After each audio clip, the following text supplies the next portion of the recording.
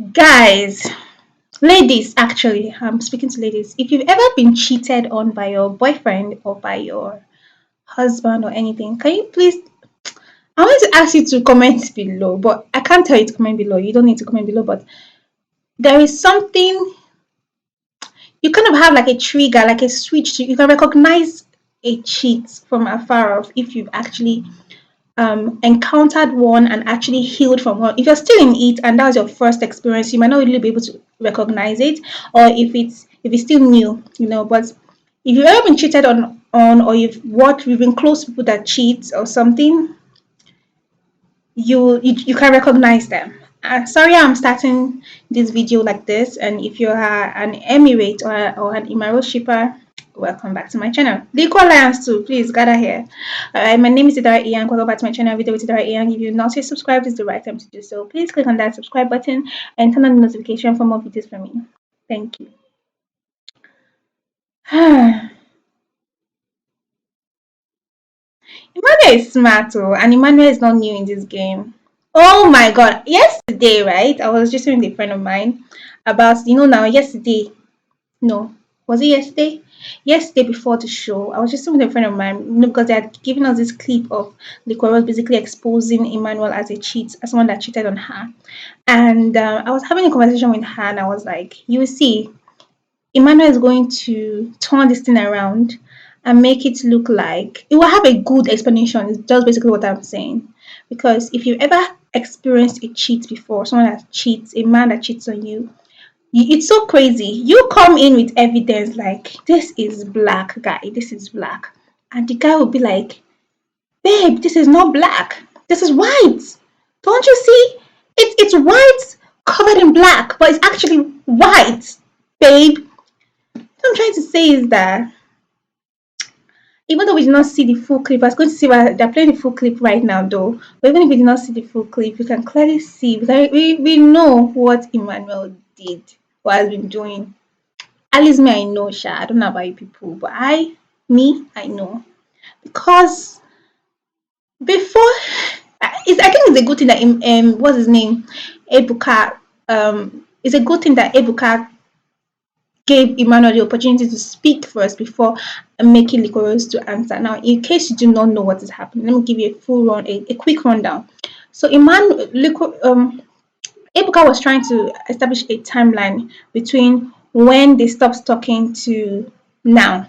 So, Liquorose gave a very detailed timeline. What's his name? Emmanuel did not really, I don't know that he forgot or I don't know, but Liquorose gave a very detailed timeline. She said in the house, her and Emmanuel are not really, I mean, she was in love with him in the house, but they were not really, official. So coming out of the house, which I think was at the end of September, correct me if I'm wrong, end of September, they came out of the house. And she, all the signs are even there, because usually when a guy is really, really into you and he really wants to make things official, he's the one that will come and have the conversation with you. But no, it was the girls that actually went to his room to have the conversation with Emmanuel to find out if this is serious for him. So she came to his room, asked him all the questions. According to her, she didn't even know that it was flirting with several girls. So she asked him, are you in love with Angel? Are you in love with Saskia? Are you in love with, they flirt up, they argued and all that, and they made up. And then I said, okay, now they both told each other, I love you. Like the L word was used. Okay, and they are now officially dating. And she mentioned that it was on the 5th of October. Sorry, I wrote it down. Let me be sure. 5th of October. 5th of October. And her birthday was in March. Now, this is Ebuka trying to establish a timeline. 5th of October, you became like official dating. And then your birthday was like March, is it 29th? But she celebrated it on April 11th, I guess. So what it was not asking what happened between that time frame and that time frame. Now the way it seems like they were going round and round. I think for Liquorose though, Liquorose did not understand the question. She kept on trying to explain that she invited Emmanuel for her birthday, but he did not come, and they're not friends, they're not enemies, but we just don't talk. No, things like that. She was trying to explain, I think trying to like pull herself from it's not like I did not invite Emmanuel, I invited Emmanuel.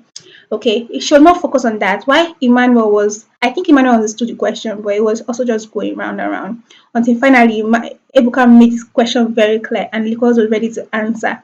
But Ebuka asked Ebuka asked this question: did anything major happen between the both of you that made you people finally break up between that 5th of October to that April 11th? And Emmanuel was like, no, nothing major. And Liquorose was like, no, that's not true. And then Ebuka stopped Liquorose and asked Emmanuel to answer. Now, if Liquorose was the one that answered first, Emmanuel with his game plan, because I can see his plan is like day and night for me. I can see his plan already. So this is the story he told, going round and round. This guy sat down on his seat and said, we decided to be dating. We had so many issues here and there, but I think the only major thing that happened between us is that she called him several times, telling him that she didn't like the answers he was giving. You know how Emmanuel? Let me not go into my own conversation. Let me just tell you, report what she said. She said she did not like the way Emmanuel was answering his questions. Okay, they will ask Emmanuel, maybe are you dating or anything? Be like, oh, I just friend. Like it was not really like hitting the nail on the head that I love her and she's my babe and all that. The only time I saw Emmanuel do that was on the, like, not that when you come out of the house, that first week that you go from one place to the other, attending several interviews. That was the only time that I saw Emmanuel kind of like hit it. Like I think he had an interview with Toke Makiwa, and he said, "Yeah, we're in love, and we're in love." That week, after that, every other interviews he went to, he was not really, and there were some several interviews that he had where he was just one on one with a lady, him and a lady, and he had a lot of flirting going on, obvious flirting. Sometimes when a man and a woman talking, sometimes flirting can just steam where it's head and then to come back again.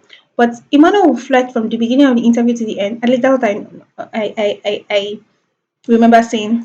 So I think that was what Liquorose also saw. At least if she did not see it, her friends will see it. People that love how see it, they'll be like, babe, look at your boyfriend though. Anyways, so according to Emmanuel, Liquorose had called him several times, complaining about some interviews that he had. Okay. He did not hit the nail on the head, but I think that was the nature of the interviews he was having that she had problems with. Now, Emmanuel said he was tired of the several calls. And so he was like, if this is the way it's going to be, then let us just be friends. Basically, he broke up with her. Like, let's just be friends. Since this is how it's going to be, because I don't see anything wrong in my interviews, the way I do my interviews, let's just be friends. And that was it. So to him, that's the issue. And they just ended they ended the video like that.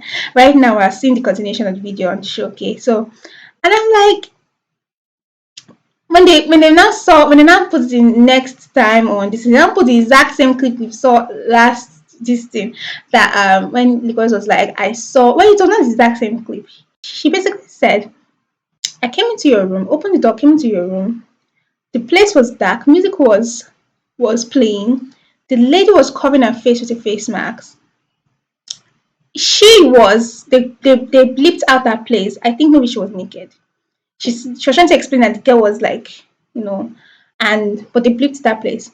And then she said the room was smelling like, in fact, I don't even want to talk about it. That's how she said it. Like, she didn't mention, I feel like she was saying, when she said the room was smelling like sex, okay? When you do, when you have sex, the scent of the room is going to be very different.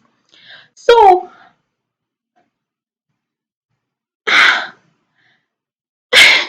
when they still, the funny thing, everybody, because when she was talking, the camera was zooming through every of the housemates' face. Everybody was wrapped in this conversation, like, oh my god. And I'm sure this is not the first time that they're hearing this gist. They've heard this gist before. Of course, it's different when you hear it from the horse's mouth, but they've heard this gist before. But no matter how much you've heard this gist, when the person that experienced it, that actually was there, says it, it becomes, it's different from your hearsay. Everybody's attention was like wrapped in this thing. Now, remember, Emmanuel already laid a backdrop, at least to my own knowledge. He has made a backdrop that we are no longer dating. Let's stop dating. Since you will not rest about my interview. Now, I don't know if you are watching the live show right now, but if you watch it, trust me, it's either going to bring this explanation, this backdrop explanation that, well, we're not really serious, nothing serious was happening between us, or it will bring the another backdrop explanation. Guys, if you're a guy that cheats and you're listening to me, you should know. I mean, I'm pretty sure you guys agree with me. You will always have something. Oh my god, I feel somehow addressing people like this, but is it true? People always, because sometimes I get very baffled when a girl is excited that she has evidence that her boyfriend or her husband is cheating. You know, like I'm not baffled that they have the evidence. I'm baffled that they are so happy, right? This is why. If because this is what I've seen, no, maybe you've seen different. If they're happy that they have evidence, so therefore they'll be able to like either leave or like arrange their own life, and probably plan their exit or something. So now they have evidence, so they're sure that they're doing it for a good reason, not hearsay reason. I was say, okay, yes, I understand why you're happy. But the ones I have seen, they are so happy because now they can show that their boyfriend has been denying since that they're not dating. That I now have evidence. What are you going to say for yourself? What do you want him to say for himself? No, think about it. You have evidence. The evidence is right there. You're happy. I will be happy, like God forbid, I'm going to have a good husband that doesn't cheat and all that. But yeah, I'll be happy if so I will know, okay, my decisions are not going to be based on yes, it's going to be based on facts. But no, that's not why they're happy. Oh. They're happy because now they can go back to their boyfriend and argue for hours. What are you going to say about this? I now have evidence. What are you going to do? What do you want the brother to do? And you know what? Highest they'll call a fight for like one day, and then okay, if it's really painful, 1 week, and they will come back together again. Why did I divert to that? I'm diverting that because Emmanuel and quite a number, not I'm a strong believer of the fact that not all men cheat. I believe that so strongly. But the percentage of men that cheat is so high. You understand? Now, Emmanuel, I see the trait is it's written all over him. Especially like if it was not really glaring this period, watching his demeanor and how he's telling his story, how big he is and all that, it fits it so well. Now, Emmanuel will be doing silence game, putting I'm pretty sure he has already rehearsed the story that we tell. And this is going to be part of the story. We're not really serious. We're not that, it was not defined. So you shouldn't, how can you be upset that your girlfriend is complaining about how you answer questions on interviews? She's telling you that it sounds disrespectful to her as a girlfriend, and your response is to break up with her. That shows someone that is not serious, doesn't want to be serious with you.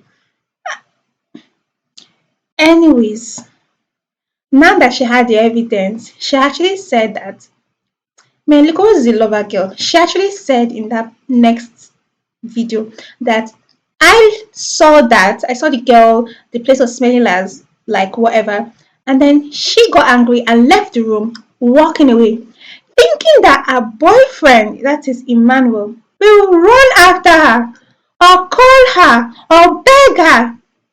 He said he did nothing of so like till that day, till the day she's sitting under this thing. He didn't call her, he didn't run after her.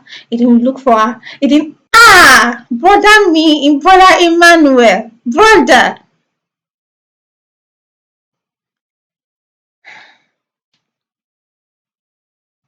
She also made a revelation that she was upset during the show too because she walked into the bathroom and saw Emmanuel having his bath with three other girls.